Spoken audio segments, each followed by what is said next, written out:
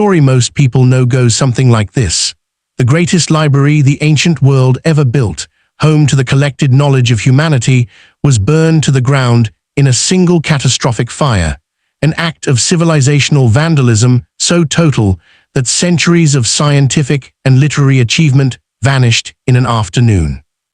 It's a story about loss on an almost unimaginable scale, the moment human knowledge took a step backward that it would spend more than 1,000 years struggling to recover from. It's also, in nearly every detail that makes it dramatic, substantially wrong. Not wrong in the sense that nothing happened to the Library of Alexandria. Something happened to it more than once over the course of several centuries.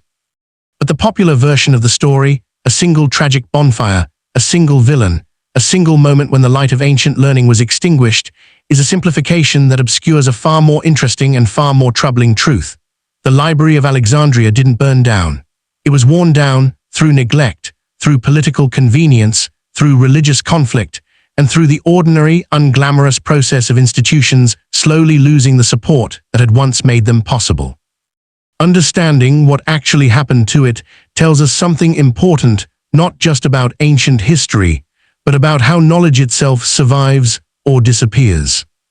Let's start with what the Library of Alexandria actually was, because even this foundational fact gets distorted in most popular retellings. It was founded in the early 3rd century BCE, sometime around 295 to 283 BCE, under the patronage of Ptolemy Isota, one of the successor generals of Alexander the Great, who had carved out Egypt as his own kingdom after Alexander's death in 323 BCE.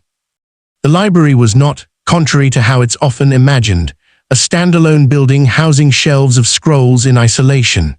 It was part of a much larger institution called the Mauseon, literally a shrine to the Muses, which functioned as something closer to a combination of a research university, a royal academy, and a state-funded think tank than to a modern public library. Scholars who worked at the Mauseon were essentially salaried royal employees, provided with housing, meals, and freedom from taxation, in exchange for producing scholarship, literature, and scientific research under royal patronage. This detail matters enormously for understanding everything that happened afterward, because it tells you that the library's survival was never simply a matter of protecting a building full of books. It depended entirely on the continued willingness of a ruling power to fund, staff, and prioritize it as an institution. And that willingness, as we'll see, was far more fragile and far more contingent on shifting political circumstances than the popular narrative ever acknowledges. The scale of what the Ptolemaic dynasty built at Alexandria was, by ancient standards, genuinely staggering. Ancient sources, though they disagree significantly on exact numbers and should be treated with appropriate skepticism, suggest the library's holdings ranged anywhere from 40,000 to as many as 400,000 or even 700,000 papyrus scrolls at its peak, figures that modern historians generally treat as exaggerated in the higher ranges, but that nonetheless point to a collection of a scale unmatched anywhere else in the ancient Mediterranean world. Ptolemies pursued this collection with a kind of aggressive, almost predatory acquisitiveness that's worth pausing on, because it reveals something about the actual character of the institution that gets lost in its later mythologization as a pure temple of learning. According to several ancient accounts, ships arriving in the harbor at Alexandria were required to surrender any scrolls or books on board to be copied by the library's scribes, with the copies, not the originals, returned to the ship's owners. The Ptolemies reportedly borrowed the official state copies of the great Athenian tragedians, Aeschylus, Sophocles, and Euripides, from Athens itself, posting an enormous financial deposit as collateral, and then, according to the ancient sources, simply forfeited the deposit and kept the original manuscripts, sending back copies instead. Whether this specific story is entirely accurate or has been embellished over centuries of retelling, it captures something real about the institution's character. The Library of Alexandria was built not through patient scholarly accumulation, but through the deliberate exercise of state power and wealth to concentrate knowledge in one place, an approach that made it extraordinarily comprehensive, while also making it entirely dependent on the political and financial resources of whoever happened to be ruling Egypt at any given moment. This is the first major thing the popular narrative gets wrong. The Library of Alexandria wasn't simply a passive victim of destruction. It was, from its very foundation, a political project tied intimately to the ambitions and resources of a specific ruling dynasty, and its fate would track the fate of that dynasty and the broader political fortunes of Egypt far more closely than most people realize. Now let's turn to the event that most people associate with the library's destruction: Julius Caesar's involvement in Alexandria during the Alexandrian War of 48 to 47 BCE. This is where the popular narrative typically begins and ends, and it's worth examining carefully, because the actual historical evidence is considerably murkier and more contested than the dramatic version usually presented in documentaries and popular history books. Caesar arrived in Alexandria in pursuit of his rival Pompey, and became embroiled in a succession dispute within the Ptolemaic royal family, ultimately backing Cleopatra VII against her brother and co-ruler Ptolemy XIII. During the fighting that followed, Caesar found himself besieged in the palace district of Alexandria by forces loyal to Ptolemy XIII, and in a desperate move to prevent the Egyptian fleet from being used against his own considerably smaller naval force, he ordered ships in the harbor set on fire. This is the moment that ancient and later sources connect to damage to the library, though the details and the extent of that damage are genuinely disputed among historians, and it's worth walking through exactly what the ancient sources actually say, because they're far less unanimous than popular retellings suggest. The Roman writer Plutarch, writing more than a century after the events he describes, states in his biography of Caesar that the fire spread from the ships in the harbor and destroyed the great library. Cassius Dio, writing even later, in the early 3rd century CE, describes a fire that destroyed storehouses containing grain and books near the harbor, but frames this as damage to book storage facilities rather than necessarily the main library itself. Aulus Gellius, a Roman author writing in the 2nd century CE, mentions in passing that during the sack of Alexandria, nearly 700,000 volumes were burned, a figure that, if accurate, would suggest catastrophic and total destruction, but Gellius provides no additional detail or corroboration, and the number itself closely mirrors the highest and most likely exaggerated estimates of the library's total holdings, which should make us cautious about treating it as a precise historical record rather than a dramatic figure of speech meant to convey enormity of loss. What's crucial to understand here is that none of these accounts were written by eyewitnesses. They were composed decades, or in most cases, well over a century after the events they describe, by authors working in a literary tradition where dramatic exaggeration for rhetorical effect was common and expected, not a violation of historical standards, but simply how history was often written. Caesar himself, in his own account of the Alexandrian War, mentions burning ships in the harbor, but says nothing whatsoever about the library being destroyed, an omission that some historians treat as significant, since Caesar had every reason to minimize any suggestion that his military actions had caused catastrophic collateral damage to one of the most celebrated institutions in the ancient world, but who also, notably, doesn't defend himself against an accusation that apparently either hadn't yet crystallized into common knowledge or wasn't considered significant enough to address. The modern scholarly consensus, to the extent one exists, is considerably more measured than the popular story of total annihilation. Most historians now believe that the fire during Caesar's siege likely damaged warehouses near the docks that contained books, possibly including some overflow storage connected to the library, or possibly a separate cache of scrolls intended for export, rather than destroying the main library and Mausian complex itself, which was located somewhat further from the harbor in the royal palace district. This distinction matters enormously, because it suggests that whatever happened in 48 BCE, while genuinely destructive and genuinely a loss of irreplaceable texts, was probably not the singular, total, civilization-ending catastrophe of popular imagination. We know this in part because of what happened afterward. The library, or some functioning version of it, continued to exist for centuries after Caesar's visit to Alexandria. This is the second major thing the popular narrative consistently gets wrong. It treats 48 BCE as the end of the story, when in fact the library, in some form, persisted for hundreds of years beyond that point. The Roman writer Strabo, visiting Alexandria around 20 BCE, roughly a quarter century after Caesar's siege, describes the Mausoleum as a functioning institution, complete with its scholarly community, though he notably doesn't provide detailed description of the library's holdings in the way earlier sources describing the Ptolemaic-era library do, which some historians take as suggestive evidence that the collection had already been meaningfully diminished from its earlier peak. Whether through the fire, through the general disruption of the civil wars that had convulsed the eastern Mediterranean throughout the 1st century BCE, or simply through the gradual attrition, decay, and loss that afflicts any large collection of organic material like papyrus over time, even without dramatic destructive events. The Roman period that followed brought its own set of challenges to Alexandria's status as a center of scholarship, challenges that had nothing to do with fire and everything to do with the ordinary, grinding processes of political and economic change.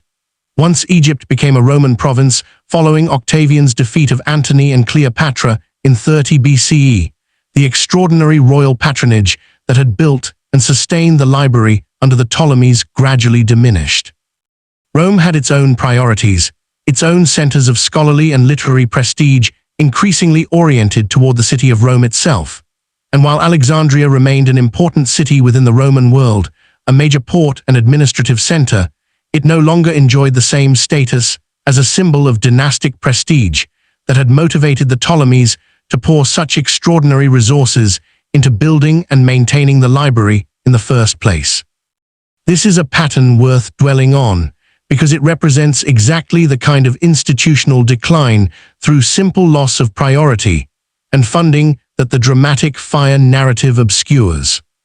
Institutions built through the patronage of specific rulers pursuing specific political and cultural goals are extraordinarily vulnerable when those rulers, or that political system, disappear or shift their priorities elsewhere, and this vulnerability operates through processes far less dramatic and far more corrosive than any single fire. Reduced funding, fewer new scholars recruited, declining maintenance of the physical infrastructure needed to preserve fragile papyrus scrolls, and a slow attrition of the institutional knowledge and prestige that had once made the library the destination of choice for the ancient world's greatest scholars. There were, however, additional specific destructive events during the Roman period that deserve mention, because they contribute meaningfully to understanding how the library's decline actually unfolded across centuries rather than in a single moment. In 272 CE, the Roman Emperor Aurelian, suppressing a revolt led by Zenobia, the Queen of Palmyra, who had briefly seized control of Egypt as part of a broader challenge to Roman authority in the eastern provinces, conducted military operations in Alexandria that, according to some ancient accounts, caused significant damage to the royal palace district, the Bruchion, where the Mausoleum and library were traditionally located. The historical record here is frustratingly thin, but several ancient sources suggest this episode of urban warfare inflicted serious damage on the palace quarter, potentially including whatever remained of the original library complex, though again, the sources are not detailed enough to establish with confidence exactly what was lost. The most significant and best documented destructive event affecting Alexandria's scholarly institutions, separate from the original Great Library associated with the Ptolemies, involves a different but related institution. The Serapeum, a major temple complex dedicated to the god Serapis that by the Roman period had come to house what ancient sources describe as a daughter library, a secondary collection connected to but distinct from the original Mausoleum library, which by this point had likely already been substantially diminished or possibly no longer existed as a coherent institution at all. In 391 CE, in the context of increasingly severe religious conflict between Christian and pagan communities in Alexandria, following an edict from the Roman Emperor Theodosius banning pagan religious practices throughout the empire. The Serapeum was destroyed by a Christian mob, reportedly with the encouragement and possibly the direct organization of Theophilus, the Bishop of Alexandria. This event is far better documented than the Caesarea fire, described by multiple contemporary or near-contemporary sources, including the historian Socrates Scholasticus, and it represents a genuinely significant moment of deliberate, ideologically motivated destruction directed at least partly at pagan religious and intellectual institutions, of which the daughter library housed within the Serapeum complex was one casualty among several. It's worth being precise here about what this event actually represents, because it's frequently conflated in popular accounts with the destruction of the Library of Alexandria as a single unified event, when in fact it involved a different physical location, housing what was, by that point, likely a secondary and smaller collection than the original Ptolemaic library at its peak centuries earlier. The destruction of the Serapeum in 391 CE was real, well documented, and genuinely represents a moment when religious conflict directly resulted in the loss of a scholarly collection in Alexandria, but treating it as synonymous with the burning of the Library of Alexandria flattens a much longer and more complicated story of institutional decline into a single dramatic religious atrocity, which, however real and troubling in its own right, wasn't the singular civilizational catastrophe of popular imagination either.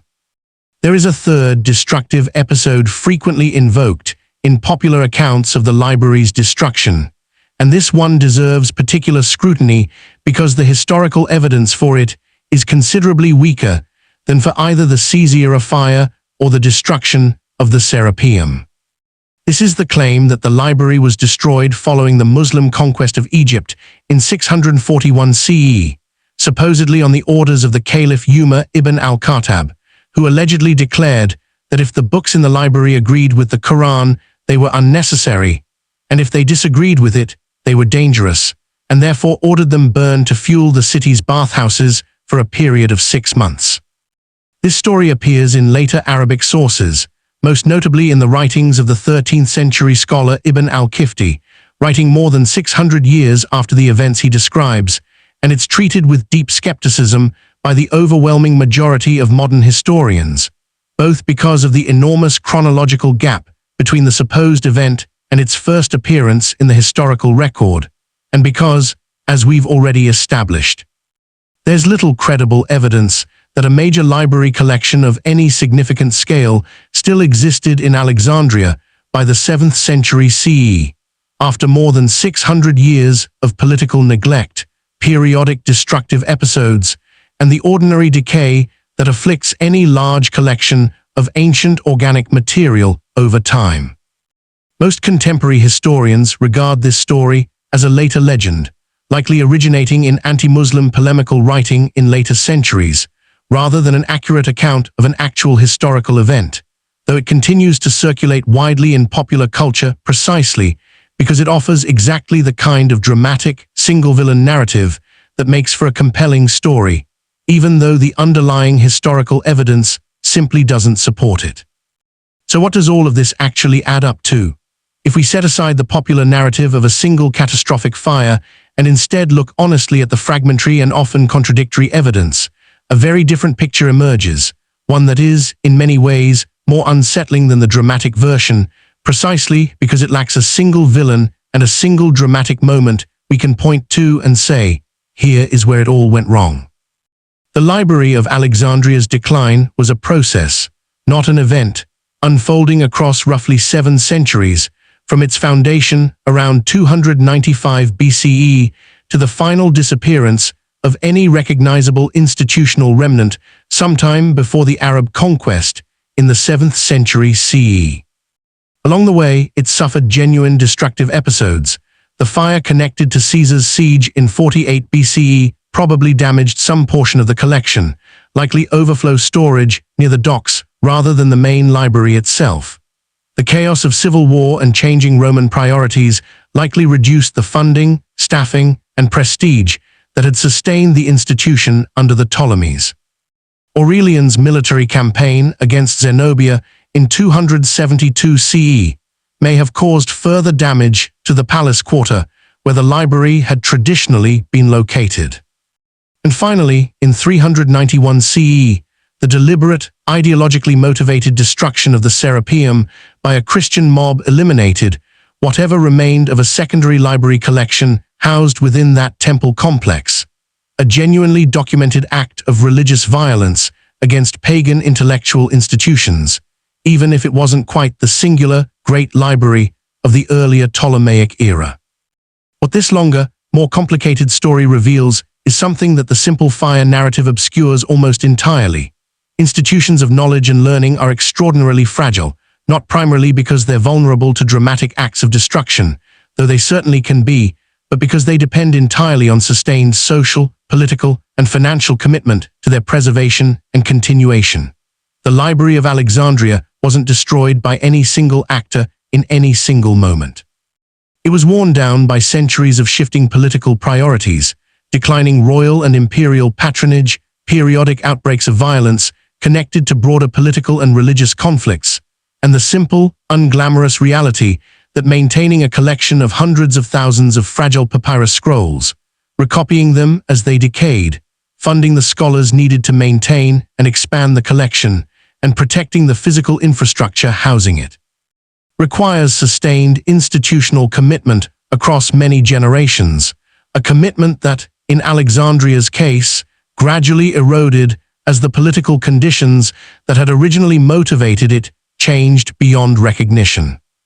This matters for reasons that extend well beyond ancient history, because the pattern the Library of Alexandria's decline actually represents, rather than the dramatic fire of popular imagination, is a pattern that recurs constantly throughout history whenever institutions dedicated to preserving and advancing knowledge lose the sustained political and financial support that originally created them.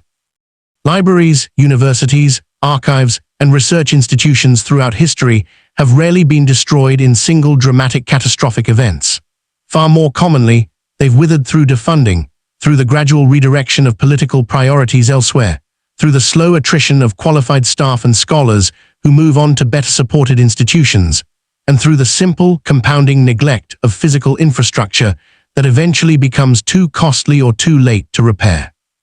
The Library of Alexandria's story, properly understood, isn't a story about a single tragic act of destruction that we can point to as the moment civilization lost something irreplaceable.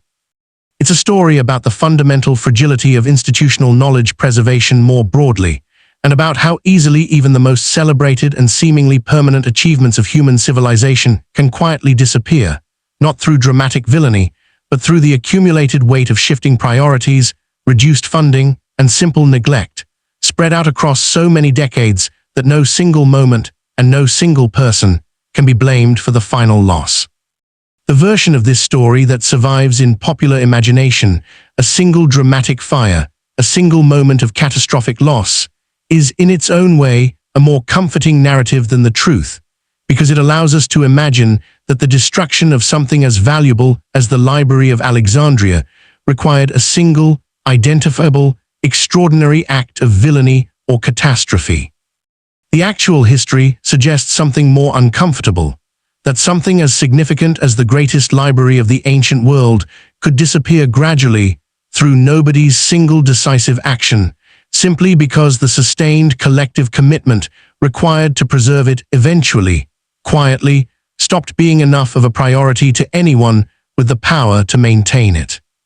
That is, in many ways, a far more troubling lesson than any single burning building, because it suggests that the ongoing preservation of knowledge has never been guaranteed by the mere existence of great libraries or great institutions. It has always depended, and continues to depend, on the sustained willingness of each successive generation to actually keep funding, staffing, and prioritizing the preservation of what came before, a willingness that history shows us can never simply be assumed.